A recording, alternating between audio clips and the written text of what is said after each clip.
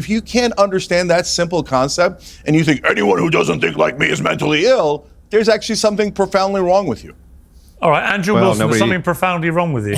Yeah, sure. Well, nobody said, what was articulated to you was something which is yeah, it's pure actually logic, kind of exactly what you said. Well, yeah, what was articulated to you was pure logic, and I'll explain the pure logic. You have no comparison to make as a male for what a female does even feel like. That's how we know it's a mental illness, Cenk.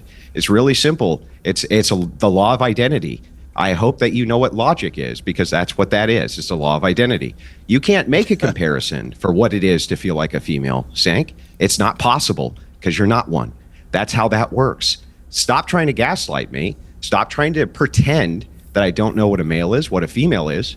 Stop trying to pretend that I don't know what mental illness is. The mark of mental illness is Listen to that. Cenk Uygur, professional left-wing talker, looks Andrew Wilson dead in the eye and says there's something profoundly wrong with you. Andrew's response? Yeah, sure. Then he drops the law of identity like a brick through a stained glass window. This is not a debate. This is a man who still believes in reality versus a man who believes reality is optional if it hurts someone's feelings. And the best part? Cenk thinks he's winning. Stay right there, because what comes next is the most clinical public humiliation the young Turks have taken in years. But she's also wrong in the fact that, look, people are done with the trans thing. They've had enough of it. This whole, they're just kind of regular people like you and me, but happen to dress up like with. No, that's not really what's going on. You've unleashed an entire fleet of mentally ill lunatics on the public, and now we have to deal with the fallout of it. We have to deal with having to deal with these people on a day-to-day basis. A lot of people are sick of it. This guy is just echoing the thing which is in a lot of our minds, which is that, hey, we're kind of tired of these mentally ill lunatics on our streets. We really are. Ava? I find that really frightening. I mean, why would you say someone was mentally ill because they feel they were born in the wrong body? I mean, does that give you pleasure or joy to just stamp down on someone's, personhood? What's the intent here? Do you value truth? Because here's what, truth, yeah. Good. Then here's what's true. What's true is that if you're a man, you can't be a woman, and if you're a woman, you can't be a man. That's what's true. I don't think it's helpful to get into the. Hang on. I'll let you talk, but let me finish. Your attempt to gaslight everybody into the opposition of this truth builds resentment, and it's that resentment that you have to deal with, and it's you have done it to yourself. Like most of these things, the left does it to themselves. It's very obvious. People are not going to accept this. The trans agenda has stalled, and it stalled out the LGBTQ agenda with it, because you're trying to gaslight people into something which is obviously not true. I think that, if you look just 30 years ago in the United Kingdom, we were treating gay men in the same way that we are now treating trans people. The mood does shift and the mood moves. And, I think that the stalwart belief here that we need to hold is that if someone does feel that they are born in the wrong body, it does not affect me as a woman if they decide that they are going to be a trans woman. It doesn't affect me. It doesn't change the rape conviction rate. It doesn't change the rate of assault. Today's show is brought to you by Oxford Natural, makers of the Optimum Day and Optimum Night all-natural supplements. Thousands of Brits and Americans are already taking them with incredible results. Optimum Day is designed to boost your energy and support weight loss throughout the day. Optimum Night helps you relax and get deep, refreshing sleep. And don't just take their word for it. Here are just a few of their success stories. England football legend Michael Owen lost 40 pounds. Robbie, the face of AFTV, dropped over 100 pounds. Linda, a top law firm executive, lost 50 pounds. And Anita, an immigration lawyer, shed 60 pounds. To watch their full stories and find out more, scan the QR code on your screen or visit oxfordnatural.com/Piers. And here's the best part. Use the code PIERS, P-I-E-R-S, and get 70% off your first order. Get 70% off with the promo code PIERS.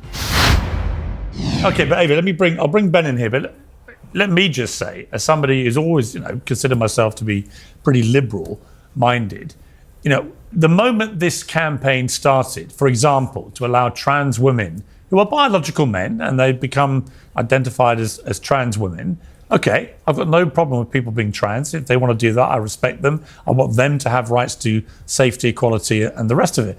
But the moment somebody tries to persuade me that allowing biological men who identify as trans women to compete in women's sport against actual women with women's bodies, which are, because we separate the sexes and things like the Olympics, which we know are inferior in terms of power and strength, endurance, and so on. The moment people try to persuade me that is fair and equitable, I think they are absolute lunatics. And I'm not even sure they even believe it when they say it. So part of the problem here, it seems to me, and I'll bring Ben in here to comment on this, but part of the problem is that the trans lobby has brought a lot of this stuff on themselves. Right? If they had just gone about this in a different way and had fought simply for equality, I would be absolutely leading the charge. But cease to exist? Well, hang on. What do you want them to do? I want them to have equality and safety and fairness, but not at the expense of eroding women's rights. Ben? Well, I agree with that. And fundamentally, the feeling that you're a woman when you're in fact biologically a man is a mental health issue. That's how it's defined. And of course, if someone wants to identify as a woman, even though they are a man, fine, that's their prerogative. But for the regulatory and legislative environment in which we now live, effectively to progressively discriminate in their favour, not for them to be equal, but for them to have the right to go into women's loos, compete with women in sport, go into women's prisons, all these things is an assault on the very form of liberalism that emancipated women and brought women to an equal footing with men. And now, in the pursuit of what I would call ultra-liberalism, we're setting aside women's rights. We've lost sight of common sense in our society. And what we've got to go back to is that commonsensical position. There it is. Andrew Wilson says the quiet part out loud. You've unleashed an entire fleet of mentally ill lunatics on the public, and now regular people are sick of dealing with the fallout. Watch Cenk's side of the table. They don't argue biology. They don't argue fairness in women's sports. They don't argue safety in prisons or locker rooms. They go straight to the only move the modern left has left. You're frightening. You're stamping on personhood. You're the danger. That's not an argument. That's a moral panic in a pantsuit. Andrew doesn't flinch. He doesn't apologize. He simply restates the thing every functioning adult already knows. If you're a man, you cannot be a woman. Period. Full stop. The end. And Ben Habib comes in behind him with the common sense hammer, calling a mental health issue a civil right, and then forcing women to surrender their spaces is not liberalism. It's the destruction of the very liberalism that freed women in the first place. Cenk and his allies have spent a decade demanding the rest of us pretend. Andrew just refused. That's why they hate him. Not because he's mean, because he's accurate. And accuracy is the one thing this ideology cannot survive. The woke left have basically lost their minds to the extent that they want us all to sign up to disbelieving in science and biology. Here you've got a comedy writer who's been calling this out for years, now being arrested for clearly comedic. I mean, this first one, make a scene, call the cops. If all else fails, punch him in the balls. It's an obvious joke. You might think it's crass. You might not want to laugh. But actually, the point he's making is that biological men should not be in women's spaces. What is your view of what's happened to this guy? I mean, J.K. Rowling, who's no friend of Graham Lennon, in fact, has had a pop at him a few times before, said, what the fuck has the UK become? This is totalitarianism, utterly deplorable. Elon Musk calls this he replied to her, it's a police state. What do you think of this? Yeah. So as you know, look, I maybe some folks on here disagree with trans activists 95% or 200%. I disagree with them about 5% about professional sports. And nevertheless, I've been attacked just as viciously as anyone on this panel. So I get it, guys. I get that trans activists sometimes drive people away. First of all, they don't represent all trans people. Second of all, the bigger problem to me is the hatred that trans people are getting that is irrational. So this guy, when he does the tweets about the smelling and the homophobia and misogyny and all that stuff, I don't care. Those are just his opinions, and no one should ever be punished for their opinions, even if they're terribly obnoxious, right? When he gets into, hey, if you see a trans person in the wrong place, start screaming about them and maybe physically assault them, that depends on the laws in the UK. But if you're threatening violence like that in general, yeah, it might be something the cops should talk to you about. And having nothing to do with your opinions about trans people or anything else, it's just that you're threatening violence. And then this other guy, the dude with the beard here, I mean, okay, so this is a common thing that the extreme right does. Okay, in my mind, there is no such thing as feeling like a woman. And I agree, I don't have that in my mind either. That doesn't mean that other people don't. I don't know why that's such a hard thing for folks to understand. So you weren't born that way, but they were. You think they're just all lying? And why would they be lying? And this whole thing of calling people who don't think like you mentally ill is actually super stupid. It's literally unintelligent, okay? So people think in different ways. They have different proclivities, including sexual proclivities and gender proclivities. If you can't understand that simple concept and you think anyone who doesn't think like me is mentally ill, there's actually something profoundly wrong with you.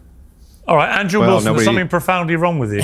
Yeah, sure. Well, nobody said, yeah, what was articulated to you was something which is yeah, it's pure actually logic, kind of exactly what you said. Well, yeah, what was articulated to you was pure logic, and I'll explain the pure logic. You have no comparison to make as a male for what a female does even feel like. That's how we know it's a mental illness, Cenk. It's really simple. It's the law of identity. I hope that you know what logic is, because that's what that is. It's the law of identity. You can't make a comparison for what it is to feel like a female, Cenk. It's not possible because you're not one. That's how that works. Stop trying to gaslight me. Stop trying to pretend that I don't know what a male is, what a female is. Stop trying to pretend that I don't know what mental illness is. The mark of mental illness is irregularities in behavior. That's how you know what it is, Cenk. How else would you even know? Cenk? So, okay, that doesn't make any sense at all, and it defies logic completely. So, first of all, you say, how would I know what's inside their heads? That's my point to you, brother. It just seems like you have trouble understanding simple rational reasoning. My question to you is, how can you which is, how would you know what's in a trans person's head? You don't know what's in their head. Instead, what you're doing is a simple concept called projection. Hey, since I feel this way, you should feel this way. And then you start talking about irregularities. No, there's a difference between, hey, someone is detached from reality and is committing violence. Okay, that's a mental illness regardless of what their background is, right? But when you say irregularities in general, what is regular? And let me guess, you're going to claim that whatever you think is regular and everything else is mentally ill. It's defined. And then you call that logic? It's the last thing from logic. How can you ever identify what mental illness was unless it was irregularity in behavior? It wouldn't even be possible. Not only that, you still didn't address the point. It's you not never just addressed irregularity. any actual point. But that would be the process for the identification of mental illness is irregularity in behavior. It's the study of the mind. That's what psychology is. Also, you didn't address the point. How is it that a male could have any comparative cognitive function to know what a female feels like? They can't. It isn't possible. You just said you don't know what's in their heads. Don't need to. I know it's not possible for a male to know what it's like to feel like a female. It's not a possibility. Okay, so you think every male feels perfectly masculine? Check. We're getting. I think we're getting it has nothing to do with masculine you get or that feminine. That's an absurd you dork. point. But hang on. Dork, you have no idea what you're talking about. All right. So there is no such thing as masculine or feminine. Given that neither of you think the other has any idea what they're talking about, my logic literally nobody said anything about masculine. We're drifting. Time out. Now the gloves are off. Cenk tries the classic progressive pivot. You can't know what's in their head. You're just projecting. Irregularities are relative. Andrew doesn't chase the word salad. He stays on the only ground that matters. A male has no comparative experience of what it feels like to be female because he is not one. That's not bigotry. That's the law of identity. A is A. Man is not woman. Watch Cenk scramble. He calls it unintelligent. He calls it projection. He calls Andrew profoundly wrong. But he never once answers the actual point. Because there is no answer. You cannot logic your way out of basic biology without sounding like a man arguing with a mirror. This is the entire progressive project in one clip. Gaslight the public, pathologize dissent, then act shocked when people finally say, enough. Andrew Wilson did not invent the backlash. He simply refused to participate in the lie. And Cenk Uygur just got reminded, live on national television, that feelings are not facts. Identity is not a costume, and the law of identity still exists whether the young Turks like it or not. That's the difference between a serious country and a therapy session with flags.